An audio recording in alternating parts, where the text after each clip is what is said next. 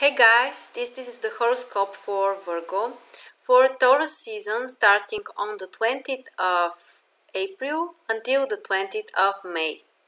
So a lot of information we have to cover because there are lots of astrological events during this period, but just let's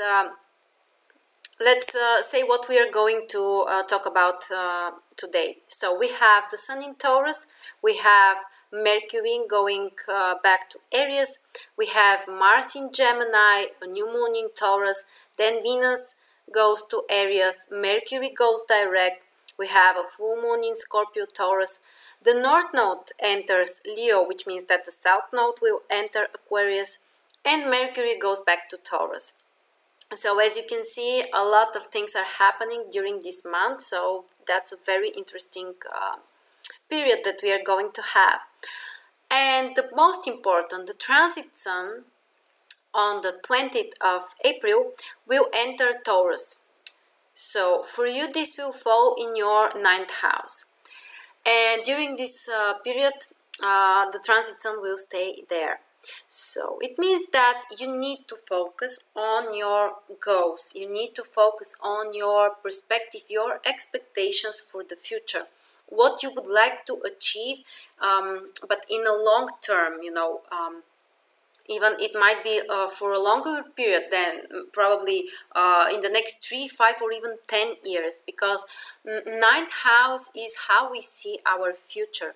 So now is a great time to concentrate on that, to define what do you think that your success can be, what can bring you fulfillment, and actually to put that in order. So to define how you see that. What does it mean for you to be successful in the future? And 9th house is also related with having a more philosophical way of thinking, with being more able to see things, to see the whole picture. So now during this month you shouldn't try to be so rational, so grounded, but instead try to understand things, to understand the meaning of things, not only the surface, but to get more in depth. And of course this house is also related with education, especially with high education, so you can really put a lot of efforts into that area, and it can bring you success. You can be very motivated. And of course for traveling to distant places, understanding different cultures, getting in touch actually with these different cultures can be a very positive thing to do. On the same day, so on the 20th, we have also the retrograde Mercury going back to Aries, which for you will be in your 8th house. So it suggests that you should be careful with your finances, first of all, the most important. Because, the retrograde Mercury very often brings some kind of complications, some kind of mistakes. People forget about something, or things turn in a different direction from the one that you have planned. So you should generally be careful and avoid starting some kind of new initiatives in the area of finances and resources coming especially from other people. So be sure that you have paid your bills, that you haven't forgotten about something, or some kind of credits that you may have. Definitely avoid taking new credits, or something that includes bank operations or investments. It is not a beneficial time for you to invest, definitely. On the other hand, you may think about, because the retrograde phases can be related with something coming from the past. So for example, you may think about an old source of income that you may had in the past, and the situation might be restarted again. But in general, avoid the new projects in the financial area. And especially if you need to find an investor for a project or something like that, try to avoid that while Mercury is retrograde in your 8th house. So then on the 22nd of April, we have the transit Mars entering Gemini. Gemini and your 10th house. And usually the transits of Mars last around 2 months, so that's a long period when Mars is going to transit your 10th house. And Mars is the most active planet in astrology. It's related with putting physical efforts to achieve something, being really motivated, but at the same time there can always be a certain level of tension, so you need to put a lot of efforts to achieve something. And in your case, it's related with your career. It's related with your work, with your social reputation. So you need really to focus on that area and put a lot of efforts. Sometimes it might be overwhelming. With Mars, we need to fight for something usually to achieve certain goal, but we are impatient to do that, or we are forced from the circumstances to hurry and to put a lot of efforts. At the same time, Mars is a planet that can bring conflicts, so you should be careful how you communicate with your work associates, especially with bosses or figures that are from a higher level in the hierarchic system, because there is really the opportunity to have some kind of conflicts there. So probably it's not the best time to for negotiations, or at least be careful if you really have to have these conversations. Then be sure that you're not too impulsive in your speech, in how you are communicating, because the sign Gemini suggests that mostly we might be impulsive with our words, with what we are saying. So you may insult the other person unintentionally, or you may just too impulsively say something that was not supposed to be said. So just in general, you should be careful. But otherwise, for some people that would like, to start something in their career, start a new project, start a new career, or find a job for those who are unemployed, then Mars actually can be a beneficial transit that can help you to be really focused and motivated to achieve that goal. So as usual, we have both positives and negatives, and the main idea is just to try to get the best out of the situation. So after that, on the 26th of April, we have a new moon in Taurus. And as we said, the sun is in your 9th house, which means that, of course, the new moon is in your 9th house as well. So the new moons are great for starting new things, for, putting the beginning of something that you would like to expand, that you would like to grow in the future. And this includes some kind of goals that you may have, that you may put, for example. Or it's a great time for those who would like to start studying something new, like a new knowledge. You might be interested in something more philosophical. You may start to read more, or generally to focus more on the philosophical side of your life, of the world. Also, we can say that the new moon in 9th house is a great time to plan some kind of trip or a vacation that you would like to have. And in general, you need, to start something which is related with your future, that will help you to achieve your goals in the future.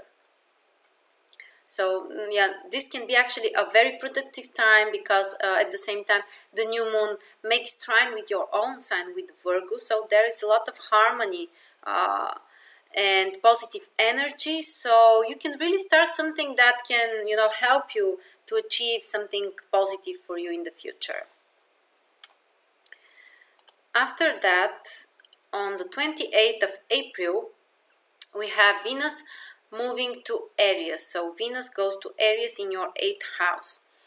And That's actually a positive transit for your finances, for money, for some kind of income.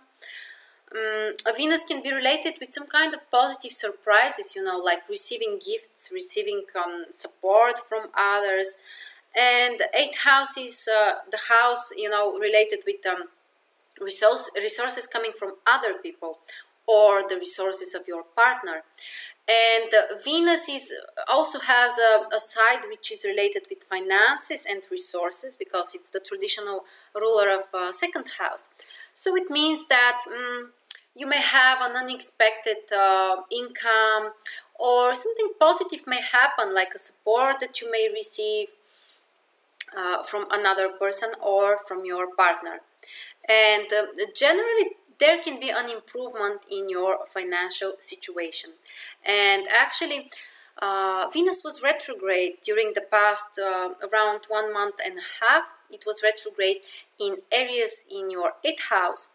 So if previously there were some kind of complications in your finances, the situation, you know, was not very positive for you, or you had to put a lot of efforts for, you know, to attract certain investment or support from another person, then now that we have the transit Venus going through the same sign and house, but this time it's going direct, it suggests that the situation can be improved.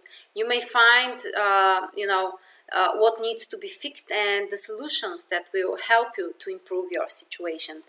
And actually, on the 3rd of May, we have the transit Mercury going direct again in your 8th house in Aries. So you can see that previously we had Venus and Mercury retrograde in Aries in your 8th house. So it's very possible that your financial situation may not have been very positive. You know, certain changes or lots of expenses that you may not have planned, or, you know, some kind of issues related with that topic might have been, you know, coming in your life. But now that we have both Venus and Mercury moving direct in the same sign and house, it suggests that the situation can improve, you know, dramatically. And you may find the solutions, you may find the answers that can help you to change that. So in general, your finances should improve, and the situation can become easier after the 3rd of May, when we have both Venus and Mercury direct in Aries again. And after that, on the 10th of May, we have a full moon in Scorpio and Taurus. So the sun is in Taurus in your 9th house, and the moon is in Scorpio in your 3rd house. And the full moons are very interesting because they allow us usually to understand something, you know, to have a clearer vision, to realize something.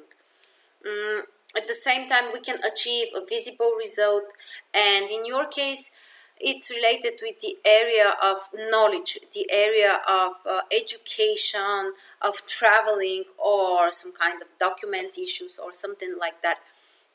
And the sun shows the area where you're really conscious. So your desires are very, you know, defined, and you're aware of that situation. So it means that you might be really aware what your future goal is, what you would like to achieve in the future, and in a long perspective. And on the other hand, the moon shows something which is more unconscious, something which is more secret for us, so that we are not so aware of, but it still exists and it still affects us. So 3rd house is about the practical side of things, about the small steps that we need to take in order to achieve our future goals. So it may turn out that you have a clear you know, perspective and expectations about the future and what you would like to achieve, but unconsciously, you know, you may not be so aware of the small steps that can lead you to the future goal. So now is the time that you can realize actually what you need to do, but the small step, the practical things that you need to do.